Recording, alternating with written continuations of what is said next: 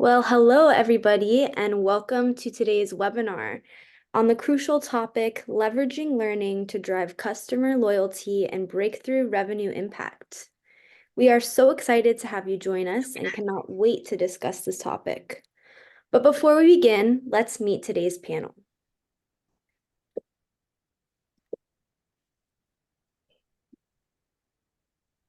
Today's panel includes Dr. Alan Partridge, the Director of Evangelism, Digital Learning Solutions at Adobe. Alan has 20 years of experience in e-learning, education, games, and multimedia development. For the past decade, he has researched and reported on authentic educational solutions for audiences worldwide. Alan is recognized for his many online video tutorials and e-seminars, and he is a mainstay for e-learning developers and trainers who want to create effective online educational materials. We also have Fran Camus joining us today, the Senior Manager of Global Technical Product Support at Life Fitness. Fran is originally from the Netherlands, but has been calling Munich, Germany home since 2006. With an extensive 23-year tenure at Life Fitness, he has navigated through diverse roles within the customer service, technical support, and installation departments. In 2017, Fran initiated ALM for European installers, later expanding its reach to all installers, field technicians, and call center agents globally. Notably, his efforts in enhancing usability led to his receiving the e-learning award in 2018 in collaboration with ALM. Next up, we have Rachel Hicken, Learning and Development Manager at Enlighten Operational Excellence. Rachel is a learning and development professional with 10 years of experience within technology, manufacturing, and consulting organizations.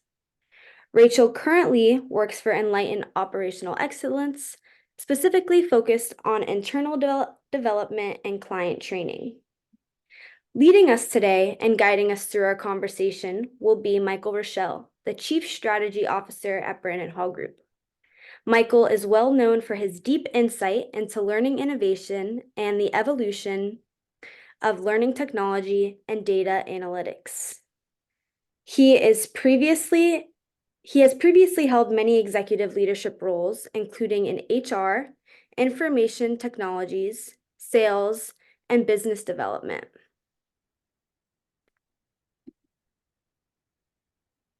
We would like to give a huge thank you to today's webinar sponsor, Adobe. Great experiences can inspire, transform, and move the world forward. Adobe's game-changing innovations are redefining the possibilities of digital experiences by connecting data and introducing new technologies that democratize creativity, accelerate productivity, power up digital learning, and empower digital businesses. Adobe Learning Manager, an award-winning learning platform, part of Adobe's digital learning solutions, allows you to provide personalized learning experiences for customers, partners, and employees. Learning Manager seamlessly integrates with Experience Manager sites, Adobe Commerce, Market to Engage, and real-time customer data to create a meaningful, personalized, customer-focused experience. To learn more about Adobe, please visit them at adobe.com. Now, some information about Brandon Hall Group and some announcements and logistics. Shay, I'm going to jump in. I think we're all experiencing a blackout on the screen as far as the slides. Oh no. Everybody is? I am, and I've seen others from the audience are writing, and I was writing back to them. So I might want to try a refresh and see if we can bring. I see the original title, but I don't see the other. Yeah, and I think other folks are experiencing just a black screen now, like I am. There was a dial spinning, but now. Might have to stop share and reshare that. There we go. The There it magic of goes. technology. Oh, can we see? Ugh. All right. No worries. Let's go All to right. the Adobe slide. Cool. There we go. Okay. Now let's do some information about Brandon Hall Group and some announcements and logistics. For those of you who aren't familiar with Brandon Hall Group, we are a human capital management research and advisory firm that empowers excellence in organizations around the world through our research and tools. We have 6 practice areas, all listed here, and we will talk about some of them today. A quick mention that we currently have several certification programs open for enrollment, including our Certified Learning Strategist program. Visit certification.brandonhall.com to learn more about how to earn a designation.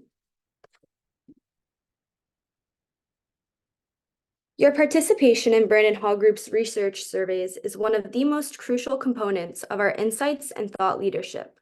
So if you have a few minutes to spare and see any topics that you can take a survey for, it is greatly appreciated. As you can see here, we have 2 open surveys right now, our Rewards and Recognition 2024, and How are you addressing your learning pain points? Links will be available in your handout, or you can always visit brandonhall.com.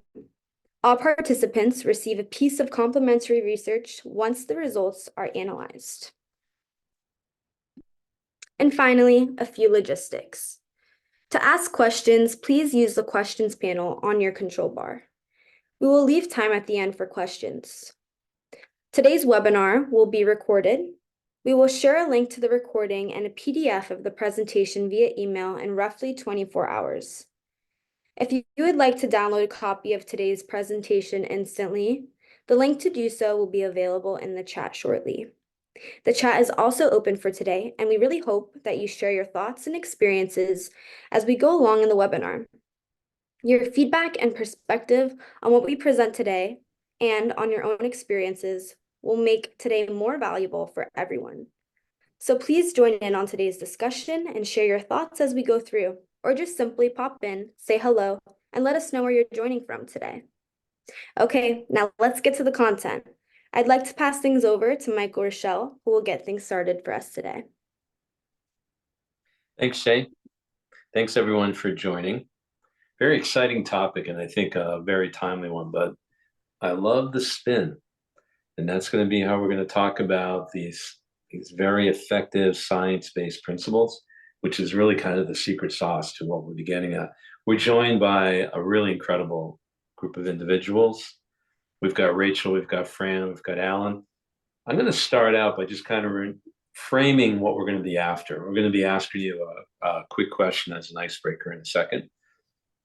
But what we're trying to focus on here is why are organizations needing to focus on developing customer education with this science-based principle, and how we're going to talk about how that improves customer experience, like the actual customer learning experience, and why it's the critical sauce. It's how we are successful, and one can't live without the other. We'll also be diving in, because we always like to be action-oriented, and talk about what are the steps of building an effective customer education program, which kind of gets at that improved customer experience. And again, using these really well-treasured and great and well-developed ideas by Adobe and their clients and these science-based principles. So let's jump into our first poll question. So we'd like to get everyone the answer and just tell us, how effective are you at your customer education programs?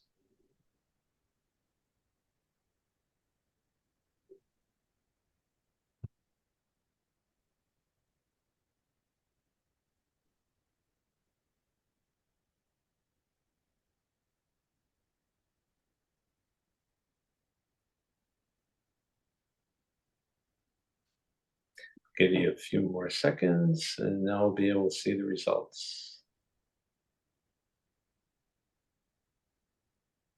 Okay, so it's somewhat effective to effective. So we don't have 100% being highly effective, which kind of leaves some room for us to have a good discussion. I'm going to first open it up to our panelists, and I'm going to start with Rachel. And Rachel, maybe you can tell us the journey that you went on, the story behind the story, in terms of how you began to work on your customer education program. Sure, thank you for having me, and happy to jump in. When we began our journey, specifically with Adobe a few years ago, we really were looking to reach our customer base in a few different ways. So one of the ways that we were seeing an opportunity for better reach was just the asynchronous learning that a learning management system provides. And while we did have a learning management system in place, we were fairly limited on the types of offerings we could house in that learning management system. So throughout the past few years, we've really focused in on trying to figure out exactly how we can improve customer engagement through learning and training, specifically not just those that chose to use our platform and our methodology, the top level CEOs of our customers, but the frontline managers and the individuals that are going to be using our software on a regular basis. They didn't necessarily have a choice in choosing our software, but we want to give them the best experience once we are implementing at our customers. So through our implementation of Adobe, we have been able to offer not only just asynchronous coursework, but also offer our certification programs, which in turn has been a great ROI for us financially. And it also has given us the opportunity to do things like virtual classrooms and different offerings that we didn't have the capability to do before. So really focused on better engagement with our clients, which in turn has led to better customer loyalty, and also giving some other options rather than just your typical self-paced online learning.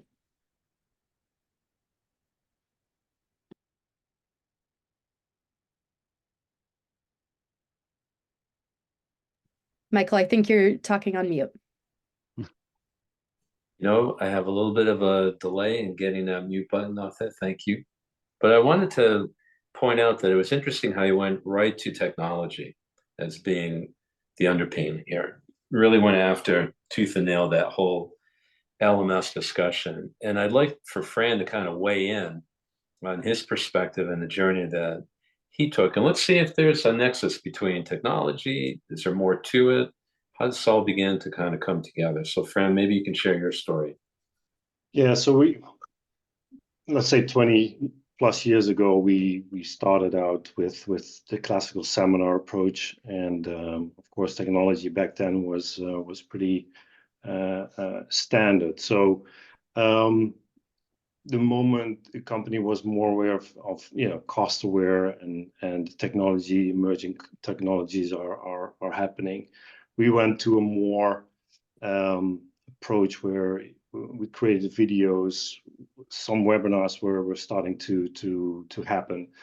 And then when we started to be more global with so many distributors around the world, our own offices, we just saw that the reaction time we had was really you can do so much seminars around the world at a certain pace.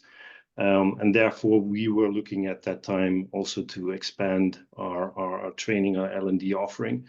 And then you automatically come to an LMS. And then, as I said in the beginning, 2017, started to work together with Adobe to roll that out.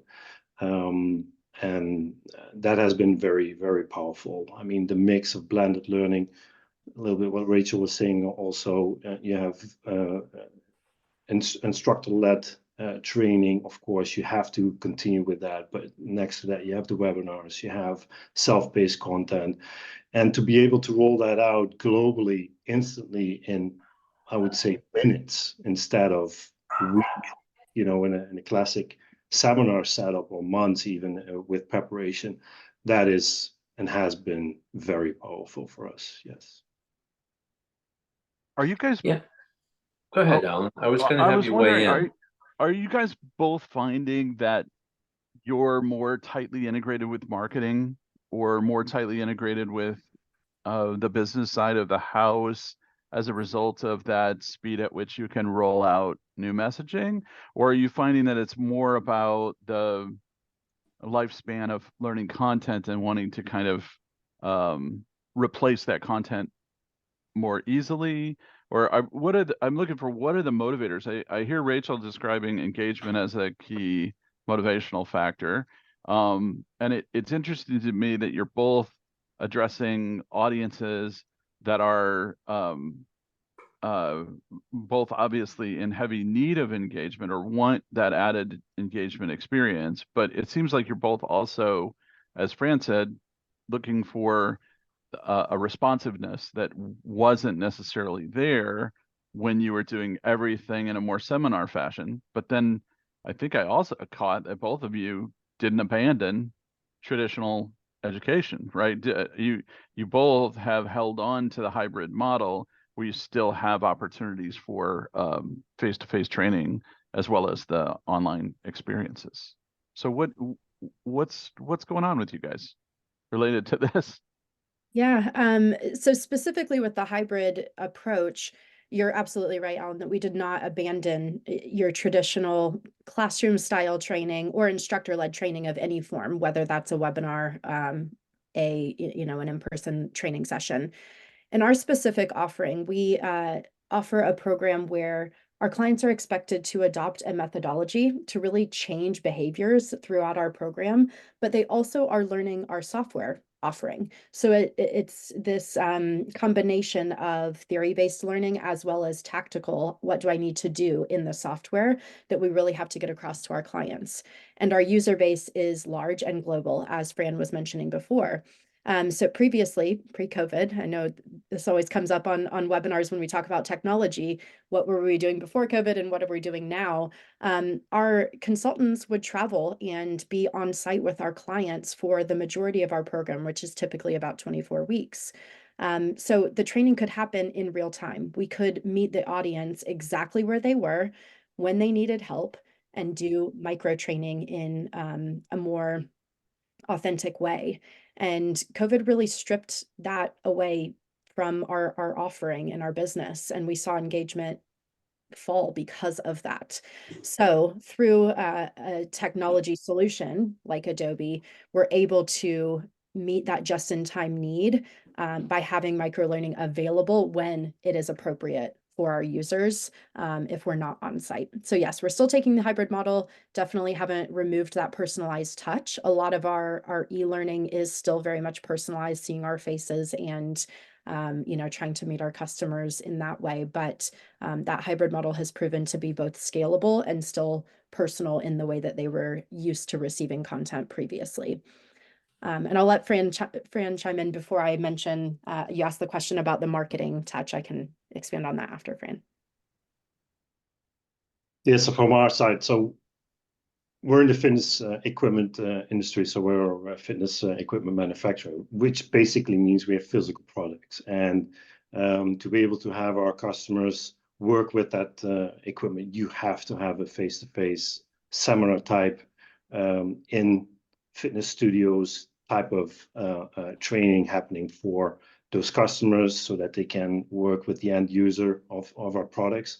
And then internally, we do the same with our sales force, so they understand exactly how the products are functioning. On the side where I'm more involved in, from an installation and service perspective, that's happening a little bit more in the background, but still, you're talking about physical products. So you need to be able to have the installer install this correctly. So you need to have that component where you going to teach them how to do that. And in the service area, during the life of the product, you need to have the technician go out on site and do the service job they need to do. So I think, especially for us, the seminar or the face-to-face live environment is crucial and has to stay crucial. But the whole blended way of approach makes it easier to digest, especially the self-paced piece of it. So I'm really happy that that technology is supporting that, because seminar alone, the traditional way of, well, to put it in this way, 15 years ago, we put the seminar full with PowerPoint presentations, and then 50% of the seminar was basically theory.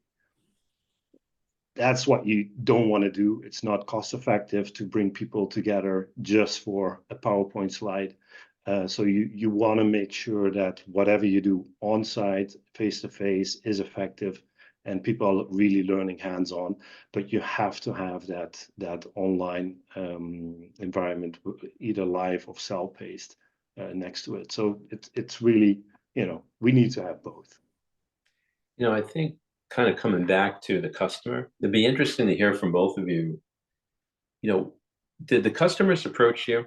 Did you get feedback from them that they weren't having the kind of learning experiences and educational experiences that they thought they would have? Or was this something that you felt you just needed to improve on? Like you just thought there was a better way? Or was it a combination of both? I think a lot of folks in the audience would like to know, what got you on this track? Yeah, that's a great question. For us, it was a combination of feedback that, again, training was helpful, but it didn't necessarily stick when our end users needed it in the true moment of need. So while our people being on site working next to them was extremely effective, we really just couldn't replicate that experience without a technology offering. But beside the customer feedback, they weren't specifically telling us, here is what we would like instead. That was up to us to figure out and decide what technology could do for us, how it could create a better customer experience, but also in return, give us better reporting, give us more opportunity for different types of content. And it has given us the opportunity to expand our offerings beyond just our current clients. So I know this wasn't exactly your question, but No. through our journey, we've been able to customize our learning management system to be able to offer training that could be consumed outside of our customer base, which is something that we were not doing in the past. Previously, we just had a single sign-on system where our customers had to be in our software in order to access the learning and training materials. But being that we are an operational excellence firm, we have the internal resources to create programs like Black Belt training or Green Belt training, CI types of offerings that are more widely needed, and now we can make more widely available, which in turn has people coming to us that might use our services overall. So it's a really good lead generation tool as well. Fran, how about you? What was the genesis behind it? Were the customers heavily involved in giving you feedback?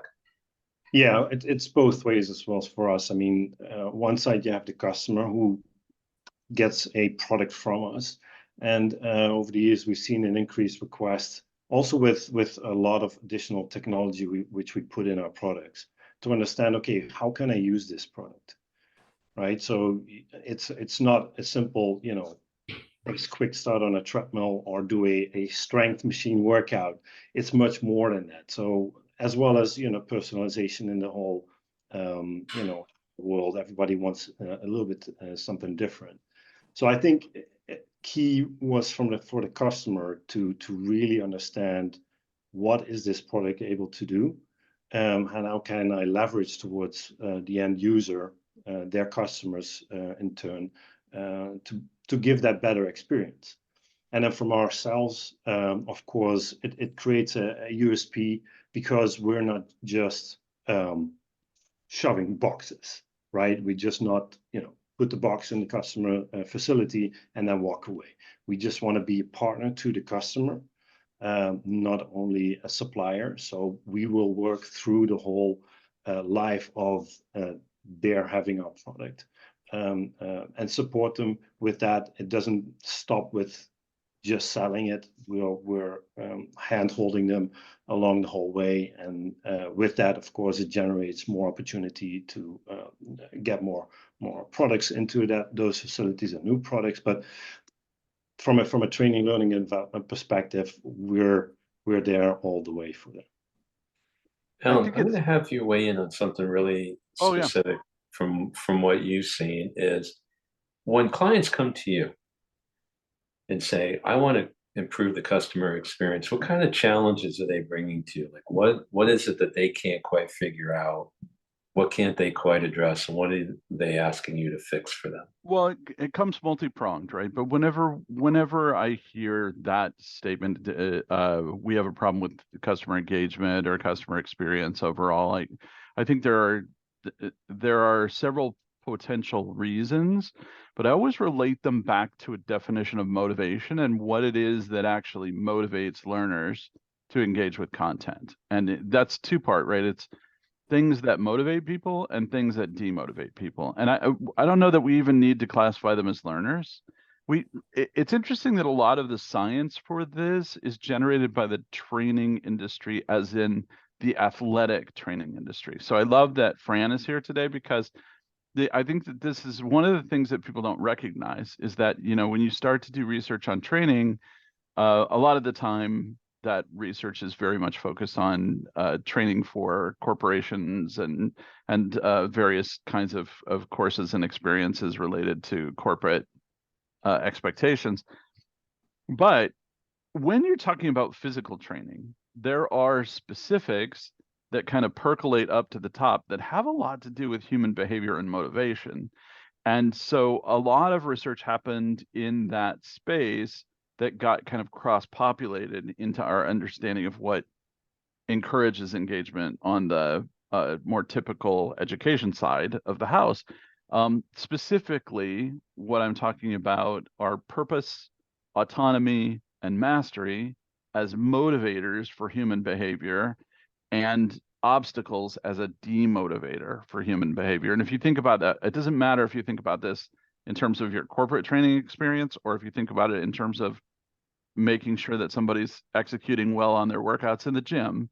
It's the same, those are the same motivators and demotivators. So people don't want to do a thing unless they understand why they're doing the thing.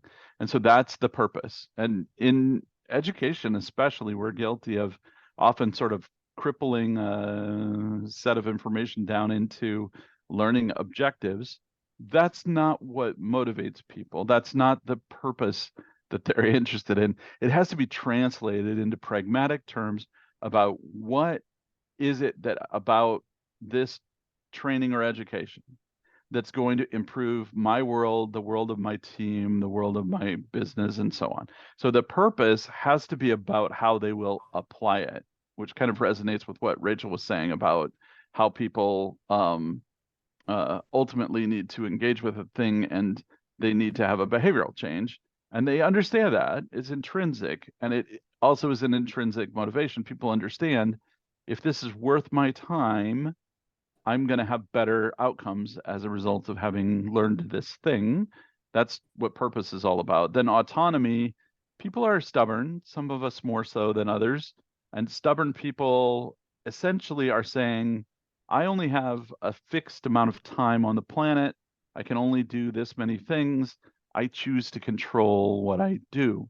Most of the people that we educate are knowledge workers or similar, and most of them are stubbornly in control of their own preferences related to how they consume information and ideas. So when we don't give individual autonomy, people act kind of like toddlers. If you ever had a toddler and you tried to get them to like eat a specific vegetable or a specific fruit or a specific whatever, once they reach that sort of 2-year-old stage, that doesn't work very well. But if you provide them with a choice, would you like A or B? Then they're substantially better motivated because they feel like they're in control, whether they're in control or not. And, I'm not suggesting that all people are toddlers all the time, but we all prefer to have control over how we experience the world. And then finally, mastery. And this is the most neglected space. Again, carrying it over conceptually from the training world, physical training, but it is one that should not be neglected. If you master a new skill or a new ability, you wish to be recognized for your new mastery. It's just a human feeling, right? And many times people are like shy about that because they don't want to say, hey, I'm celebrating that I accomplished this new goal, or I achieved this new knowledge set, or I did this new thing. But they want to be acknowledged. They want their partner, their boss, their colleagues to say, hey, great job, you mastered that thing. So when we can integrate into the process of the training opportunities to recognize through gamification, through badging, through um, uh, providing direct awareness that you're notifying their supervisory chain, or by showing leaderboards where they can see that other people in their team will see that they have successfully mastered it. All of those little pats on the back, whether people admit they like them or not, are very, very positively motivating. And then negatively motivating is any obstacle at all. This is very true, again, whether it's physical training or conceptual training. People hit an obstacle and they'll stonewall and walk away most of the time. So when you're trying to come up with an engagement solution that operates, you have to remove all obstacles. And that's often why people talk about technology here, because you need technology that rips away all obstacles. And then you need a solution that provides a lattice, a framework for autonomy, mastery, purpose. And those things are designed into the way that we try to conceptualize. And I hope there are things that you guys find you're able to leverage to roll out these kind of projects. The one other thing I would add, Michael, is that the further you get from a payroll structure, the more you have to engage people with these kind of motivating factors. Because if you're not paying somebody, they're probably not going to do what you're asking them to do. And so customers are as far as you can get away from a payroll structure, right? They're actually paying you. So now you definitely need to up the engagement game and the overall experience game. Experience adds a layer of seamlessness to how they'll engage with all that content. It adds the kind of web savvy marketing experience. Hopefully, did that answer your question, Mike? It did very thoroughly. And I'm going to go out to the audience with a poll right now to have them tell us about their challenges. That's Michael's so way of let's- saying I spoke too much. No. It was great, but let's get the audience to chime in too. So we talked about a lot of things that both Rachel and Fran were facing. And also Alan was bringing up, I think, a very poignant discussion around how we have to engage the learner. And I think he was giving out some of that secret sauce of the science-based principles. But let's get everyone else to weigh in. What's holding you up in improving your customer education program?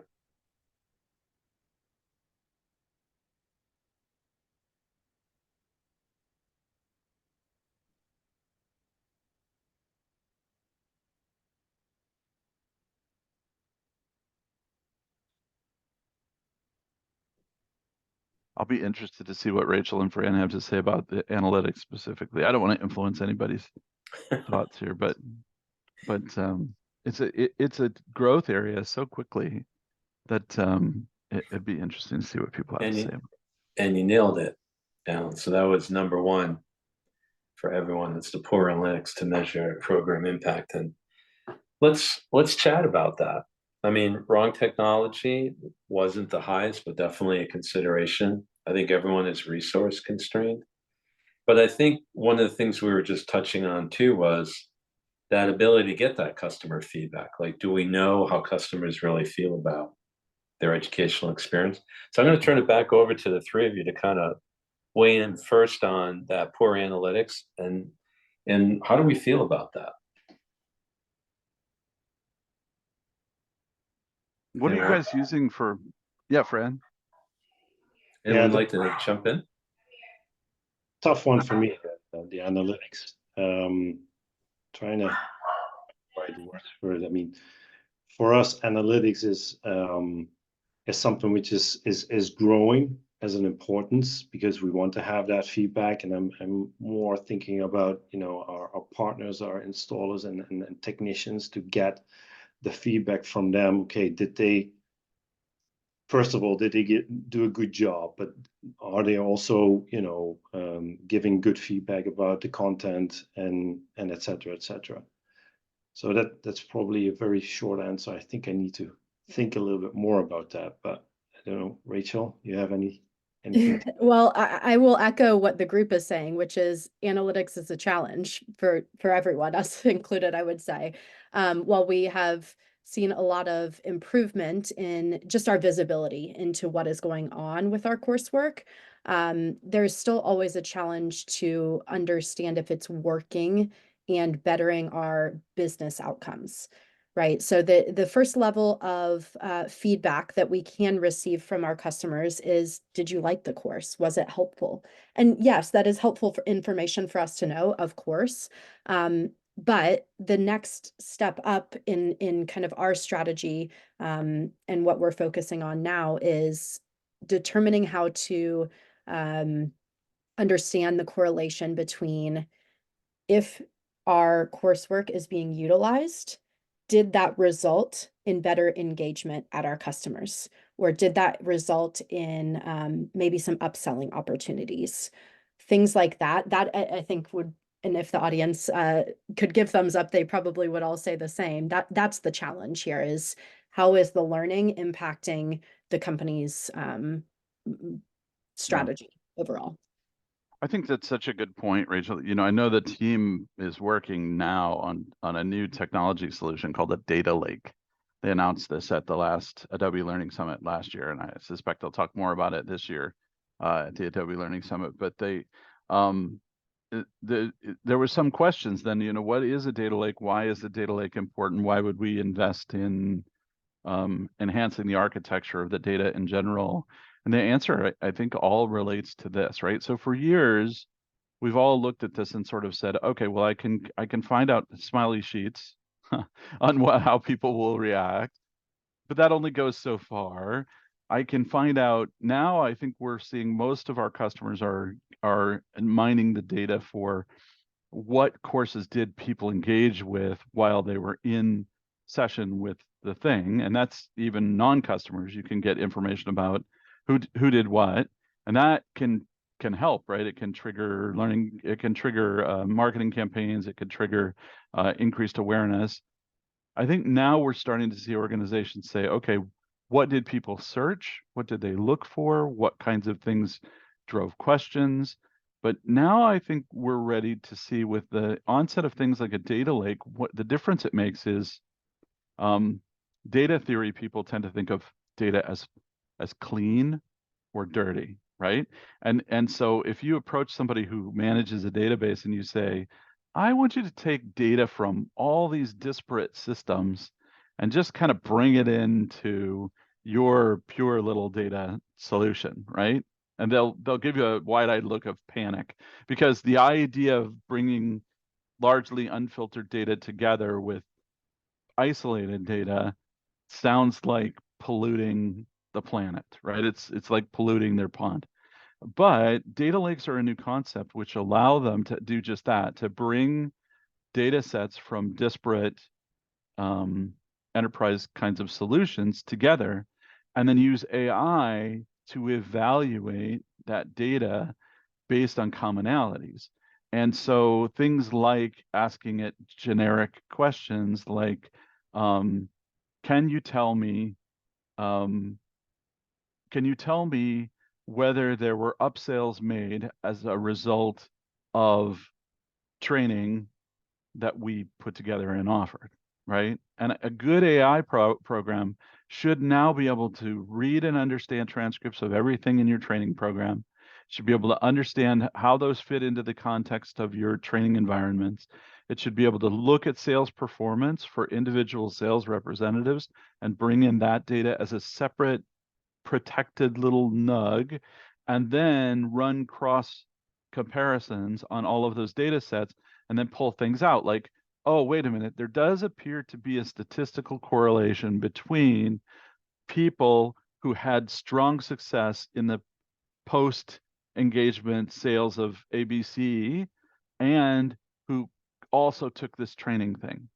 So that data is always going to be a little strange, right? It's always going to be more like, we have a 45% correlation that suggests strongly that people who took training unit X performed 8% better overall quarter on quarter on the sales of Y product, right? But it also throws us into a whole new world. One of the questions I had for both of you is, how does that impact you when suddenly you are potentially impacting the bottom line through upsells? And I think this is that space, that data lake space, which potentially will bring us to a place where you can, not only can you say it, but you can prove it statistically on a C-suite level. That might be interesting. What do you guys think about this whole, because you both have lived through operational expense lives, right? Where you were considered an operational expense, and that leads to like layoffs and down cycles constantly and all that kind of thing. But now you're starting to live through a life which is a little more like your senior leadership knows and understands that you're contributing to the bottom line. Is that true? Am I reading too much into it? No, No, I think it's slowly happening. I think you're right. AI should help us with that. I mean, you need to feed it with the correct, information and parameters. But I think that will definitely help the whole L&D world to show, okay, this is really working. And we all know it's working, but Yeah, you can the tell. data is now starting to develop in such a way that we really can show it to C-suite. Yeah. It's like Yeah. these computers can figure that out, but we don't know how. Rachel, what were you thinking? Yeah, I think about this in a few different ways. One of the things that has been really impactful for our business is our time to get coursework up and running, to replicate previous coursework and customize for a certain client has made a huge difference in our conversations with those clients. So for example, we were recently a prospective customer, a prospective business of a now client, but they had certain things that needed to be done in order to move forward with us. And one of those things was some pretty in-depth coursework right off the bat from day one. They needed available, but specific to them based on a previous vendor they were using and the transition, right? So of course we didn't have that coursework ready for them. It's very specific, but our ability to have that ready to showcase before we even made the sale with pretty minimal investment from our side helped us be the vendor of choice in that instance. So conversations with the C-suite when things like that are happening are easy, right? We know it's happening. It's really easy to communicate how that has benefited the company overall. So that time to scale coursework has been a big difference. From the reporting aspect, we still have a lot of room to grow there. But as you said, Alan, we all know it's working. It's just being able to show that to the C-suite that the technology can now provide and continues to evolve to provide us that information. Yeah. You Yeah, kind of summarized. Oh, go ahead, Michael. I was going to say, let's ask the audience if they're even measuring things the way we think they should be measuring things. So we're going to throw that poll up. So you've heard some pretty in-depth discussion from the group, but how do you measure your customer education program?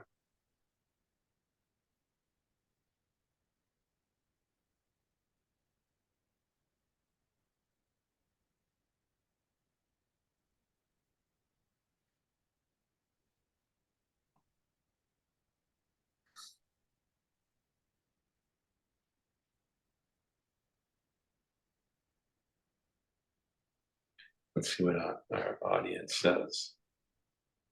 I'm betting if there were comments, they would say, I have to choose more than one of these. Well, what's interesting is that it was heavily skewed towards greater customer product adoption. So that's really interesting. How does that line up with what you're measuring within your organizations? Bringing it back to the panel. One thing that has been really, this is kind of a niche answer, but really beneficial for us is whenever we offer training to our clients, we occasionally get pushback that their employees are already doing training in their internal learning management system, right? So there's systems for every platform that they use, for every software that they're expected to adopt, and it can be quite confusing and quite cumbersome. So two things that we've been able to do that have really solved for this and been able to help with the reporting side of things. One is we've had an API connection with Adobe to our proprietary software, so that those managers can see what their team is doing from a training perspective in our reporting, rather than needing to ask us for those reports or to go into Adobe to find those. So being able to streamline where they are getting their information and not feel like they are utilizing so many different platforms and so many different systems to find training has been really helpful. And the other thing to that we're building on now is bringing our learning experience directly into our software. So it is still Adobe powered. It is still working the same on the back end, but the customer experience is that they are getting the training courses, the modules, everything training related directly in the Enlighten software, rather than moving to a separate system, a separate tab. So that has really assisted us in that kind of pushback conversation of, I want to put your training into my LMS because I want people to have one place to go to. Now we're able to say the training is seamlessly in the software. They don't even realize that there's kind of a separate system being utilized. So that reporting functionality, bringing it into a system they're already used to seeing, has been a game changer for us. Yeah, I definitely hear that all the time from customers saying that the headless mechanisms are one of the most valuable features to them, because they don't want that. There's already a kind of intuitive pushback for people on a sense that they're going into yet another system. When you can integrate with whatever is right in front of them, that's super powerful. And it's great if it can be your own software, if it's your portal, your interface, your customer facing. That, I think that's key. I think we will continue to see organizations pursue options that make it seamless. Again, it's an obstacle, right? It may seem like a subtle obstacle, but it's an obstacle. If we slash all the obstacles and just make things available, that makes a huge difference, I think, in how people regard the experience as a whole. Yeah. So I think with the time that we have, I think we got to get to it, right? Which is, what is that science-based principle that we need to focus on with our customer education programs? Maybe Alan, you can kind of kick that off for us. Well, I think we know, I mean, we know and understand from years of research that customer education programs are addressing a set of needs that have been industry defined, right? So that it's clear that we need to have really strong solutions that can help us reduce the support costs, that can help us enhance the likelihood that people are going to utilize the services and tools that we provide in a safe and effective manner. We know that ultimately these things are going to impact everything from brand loyalty to the overall expectation. But so when we look at the programs, though, they're pretty varied. They're pretty wide and dispersed in terms of what kinds of things people implement in customer education, right? Like some people will implement sort of a straight up academy, right? Where it's like people can go and find courses and enroll for those courses and then take those courses. And those could be short online web things. They could be long forms. They could be face-to-face. They could be whatever. We also know that some people have been quite innovative and kind of lean more toward marketing in this direction as well. We think about examples like the traditional historic examples of, say, Michelin, which created guidebooks for traveling the country to understand where the best stops were for safe purposes and so on. And these were effectively customer education programs that had little side agendas. We have one customer who's a large telecom who has an educational initiative, which is for small businesses. And they bring in all of the small business potential people and say, hey, do you want to learn about small business in an environment that knows all about all these different things related to small business? Well, what they're doing is leveraging the data, right? So from their perspective, they're both able to be a good corporate citizen and provide a small business education outlet for people in the world, but they're also able to learn from that what kinds of small businesses are people opening, what do they need to know, what kind of conversations they're having, discussions, and so on. I think where we look at the science-based principles is we try to break each of these things down and ask ourselves the high level question, what is the purpose of this customer education experience? And then also, what is happening in the human mind that's receiving and reacting to it, right? So here's what I mean, Michael, that they, if we think about it in terms of cognitive science and neuroscience, we know that the mind is heavily stimulated by an effective engagement that provides an opportunity to learn. We know that further, while it's stimulated, it's going to be more responsive to next step suggestions and things like that. So I think there's an opportunity for us to leverage concepts from cognitive science and gamification, along with a clear understanding of how the learning that we're proposing to package together is actually going to impact the potential life or lives of the people who are engaged with it. And then we look critically at data to determine the success of it, right? And I think it's that last part, because what tends to happen is we don't look critically at the data either during the planning phase or during the evaluation and feedback phase.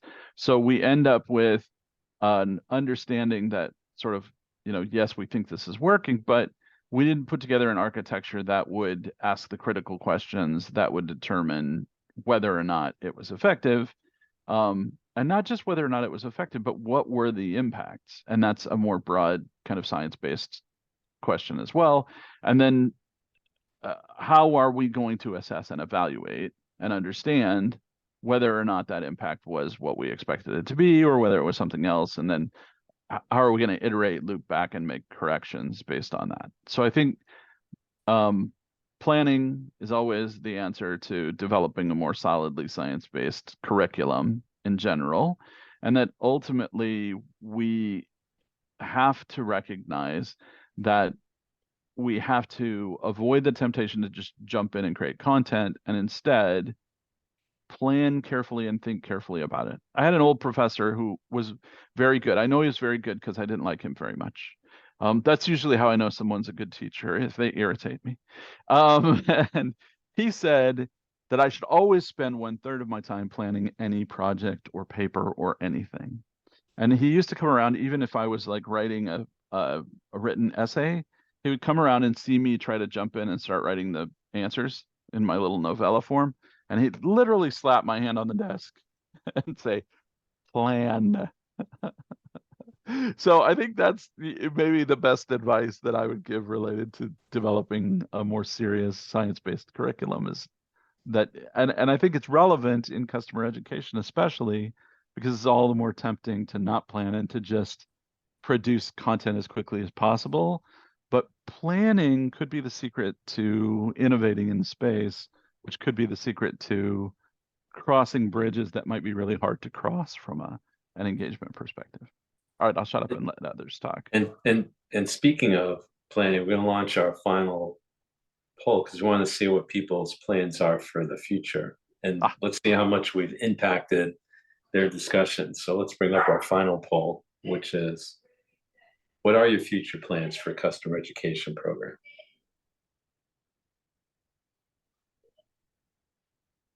It's an interesting question.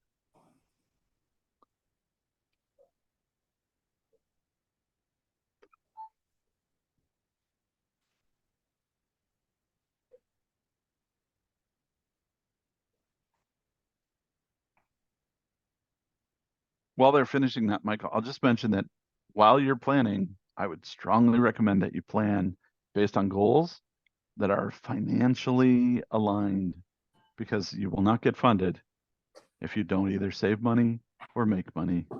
Isn't that true, Fran? Exactly. Always. What's interesting is folks are pretty much leaning towards marginal changes. Hopefully we influence that today in the fact that we could make some substantial changes, particularly around what you just framed out there, Alan, at the very end about how do we really connect with people on a personal basis? How do we create better experiences for the customer in terms of the use of products and services? How does that integrate into their lives? The same work that we do with learners, with employee training to say with the what's in it for me. I think all four of us would agree we have to kind of create that what's in it for me for the customer experience as well when we're providing training. Like, what more am I going to get out of this? I already know how to use the product or service, but are you going to offer me something that's really going to transform my thinking, create an aha moment around that product or service that you're offering? But with the time that we have left, I want to just thank the panel for joining us. We have a little surprise that we'd like to announce that Shay's going to is going to offer here. So we have the winner to our raffle, and Yes. our winner is. Is it me? Is it me? Our winner for today's raffle is Kelly Sebastian. The prize is a $100 Amazon gift card, and we will be sending you an e-card shortly to celebrate your win. Congratulations. Congrats, Kelly. Well, I want to thank Rachel and Alan and Fran for joining us, and Kelly, thanks for bringing up some thoughtful pieces in the beginning and making sure that we're on track with our slides. It's a very interesting topic. Hopefully we touched on some of the critical steps. I think everyone had some interesting stories that they told, particularly around, and again, coming back to that technological piece.